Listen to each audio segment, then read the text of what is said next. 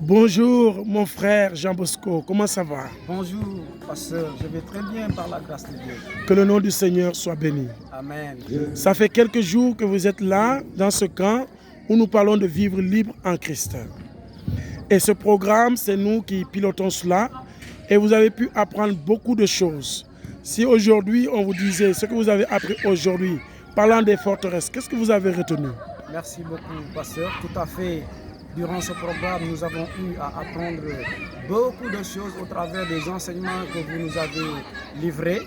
Et parmi donc, les thèmes de ces enseignements, comme vous venez de le dire, il s'agissait donc de détruire les forteresses. En cela, nous avions compris ce que c'est qu'une forteresse, qui est un ensemble de faux raisonnements qui découlent des mensonges que le diable insinue dans notre subconscience. Et en cela, donc pour pouvoir subsister, pour pouvoir confronter ces forteresses, nous avons besoin de la connaissance de la parole de Dieu. Comme nous dit dans 2 Corinthiens, le chapitre 5, verset 17, il dit que pour pouvoir donc lutter contre les faux raisonnements, il faudrait donc la parole de Dieu afin de pouvoir amener toute pensée captive à la connaissance de Christ. Ok, merci beaucoup. Hier aussi, vous avez appris comment être agréable à Dieu. Qu'est-ce que vous avez retenu? Absolument. Hier, au travers du pasteur Jérémie, nous avions eu donc à apprendre comment être agréable à Dieu. Et pour cela, nous avions eu à donc restituer 10 commandements que nous a appris le pasteur Jérémie, et parmi lesquels je peux citer la crainte de Dieu, l'obéissance à Dieu, la fidélité à Dieu, la connaissance de la parole de Dieu, la mise en pratique de la parole et la foi. Donc d'où quand on essaie de concilier l'ensemble de ces commandements, cela pourra nous permettre d'être agréables à notre Seigneur Jésus-Christ. Est-ce que vous avez un mot pour vraiment résumer tout ce que vous avez appris jusque-là, depuis avant-hier?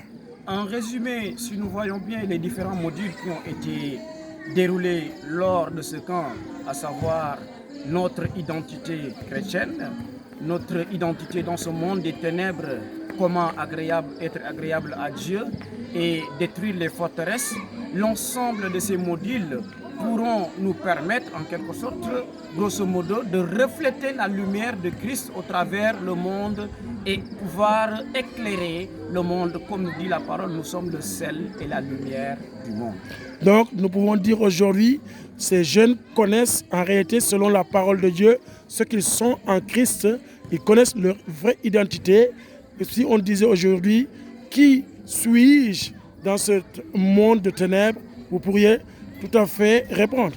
Effectivement, aujourd'hui, si on posait la question à savoir qui suis-je dans le monde des ténèbres à l'ensemble des jeunes, il ne manquerait pas de pouvoir répondre à cette question, parce que l'ensemble des connaissances qui ont été délivrées au travers de vos enseignements nous ont véritablement permis de pouvoir connaître donc l'identité chrétienne dans ce monde des ténèbres. Alors, qu'est-ce que vous dites à EFF qui nous ont vraiment octroyé ces modules qui sont très riches? Nous voulons tout simplement rendre grâce à Dieu pour cette communauté EFF que vous venez de dire, qui nous ont vraiment gratifié cela. Et nous disons au Seigneur que le Seigneur puisse continuer de les bénir, que le Seigneur puisse continuer donc de les utiliser pour sa gloire. Ton dernier mot, Jean Bosco? Mon dernier mot, c'est tout simplement dire à l'ensemble des jeunes qui n'ont pas encore connu le Seigneur, comme nous dit la parole, que personne ne méprise ta jeunesse, mais qu'ils soient des modèles de foi et des modèles pour pouvoir refléter le Seigneur. S'ils sont dans le désarroi, quiconque est dans le désespoir, je vous appelle tout simplement à venir à Christ, et il vous aura donc montré votre identité en vue de pouvoir refléter son image dans le monde entier. Donc que le Seigneur vous bénisse, allez-y et aussi partagez ce que vous avez reçu. Que le Seigneur vous bénisse. Amen.